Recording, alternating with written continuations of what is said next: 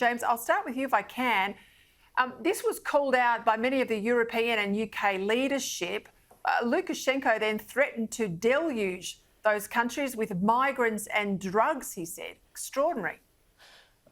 Utterly extraordinary. And I mean, this is really, this is literally the definition of air piracy. This is virtually a terrorist act. This is forcing down a jetliner full of civilians. And we don't know, was he prepared to actually shoot down that whole jetliner full of civilians heading on its way to Lithuania, I believe it was going to, just to get this one guy? This is just absolutely appalling behavior. The international community, especially the European Union, has a big test ahead of it on how do you deal with an outlaw like this. We did see, I don't know if you're like me, you're into the flight radar apps and you can see where flights are. But if you looked at Europe this week, all of a sudden, big hole over Europe where Belarus is, because all the planes were going around there. No one is daring fly over Belarusian airspace. They're going to wind up cut off from Europe, but I don't know what the next steps are over this.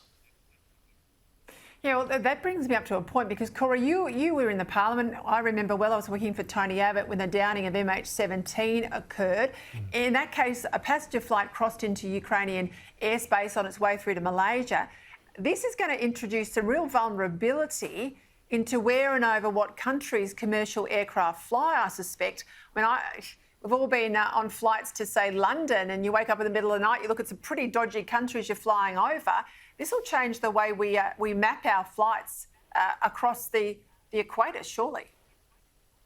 Yeah, Peter, historically it will, or the evidence is that it will, because we've had much worse incidents than this in the past, and where there's trouble zones, the commercial airlines fly around them generally. But I do think this is more symptomatic. This is an act of a dictator, a tin pot dictator, who really is thumbing his nose at the West and thinks he can get away with it. I mean, Europe is weak. America is weak. There doesn't seem to be this global policeman on the block anymore that is prepared to stand up to these, and that's empowering these tyrants to do whatever they want. And I think that's a very bad indication for the future of the world. Well, let's move to London. Dominic Cummings, the former Downing Street staffer, who was once described as Boris Johnson's brain, well, he's unleashed on his former boss, claiming he's unfit to be Prime Minister.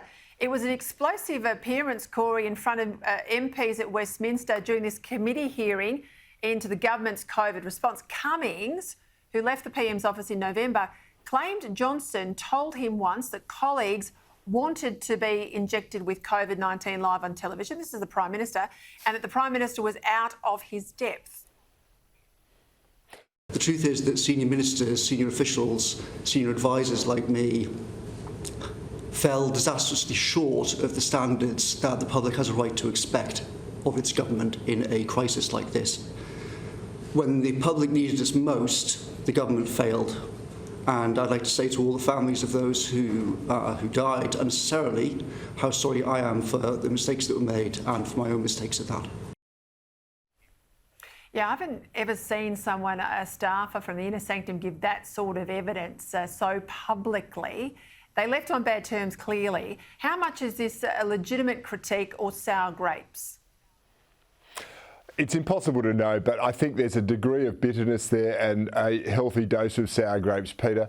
I mean, let's remember, no government has handled this perfectly. There have been many, many mistakes. And for Cummings to say he's apologising for the people that died unnecessarily, there are people all over the world whose lives have been upended because of the government response to coronavirus, not because they've died from it, but because they've been forced into mental health issues or suicide or other things because of government lockdowns and draconian actions. And that's the hidden pandemic that's mapping, and I want to see some apologies for that from the likes of Dominic Cummings, who want a harder line taken. All right, let's go to another issue with the removal of troops, ours in the US, out of Afghanistan. The Australian embassy in Kabul is set to close less than 6 weeks after the Prime Minister confirmed he was pulling out Australia's 80 remaining troops. In his column today in The Australian, foreign editor Greg Sheridan labelled this contemptible and pathetic, and everything that is wrong, he said, with the Western strategic personality. James, should we have a diplomatic footprint in Afghanistan, as Greg suggests?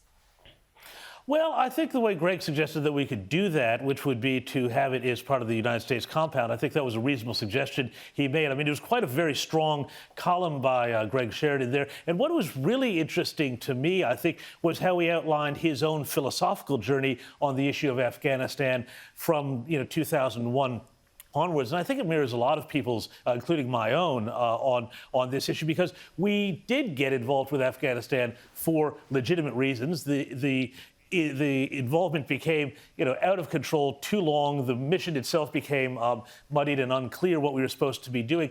This, of course, I think goes back to what Cory's point was about before around Belarus. This is, again, I think, a symptomatic indication of a broader Western weakness and malaise. This will be taken advantage of by Afghanistan's neighbors. Will be taken advantage by Russia, Iran, China.